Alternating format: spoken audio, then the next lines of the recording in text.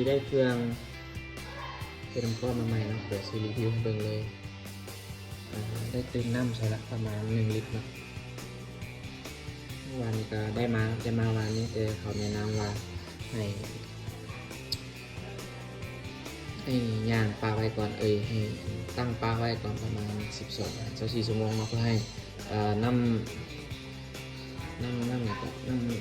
ำยาคอมเพรสเซอร์เนาะให้มันไหล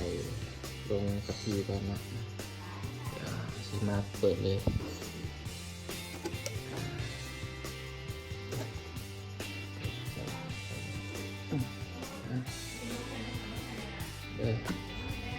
จะมี2 ปุ่มเนาะเพราะว่าปุ่มนี้ภาษาจีนใช่ไหม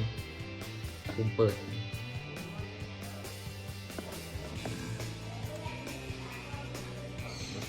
เวลาตอนนี้อยู่ที่ประมาณ8:50 นาทีซะจากเวลาหลังจากที่เปิดใส่มาประมาณ3 ชั่วโมงเนาะกับเครื่องเฮ็ดน้ำก้อนห่อไฮคอนที่มาทดลองกินเลยนะน้ำก้อนนี้ก็เป็นน้ำก้อนจากน้ำดื่มบริสุทธิ์เนาะเอามาใส่เขาประกันว่าน่าจะสะอาดกว่าสันนอนอย่างจริงซื้อเครื่องเทน้ำก้อนเพราะว่าเวลาเขากินซื้อน้ำก้อนจากห้าน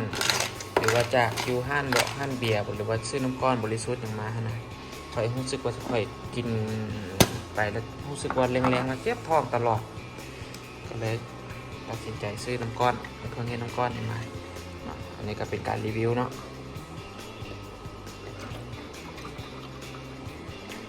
มันสิเย็นแค่บอลเนาะได้อยู่แล้วล่ะ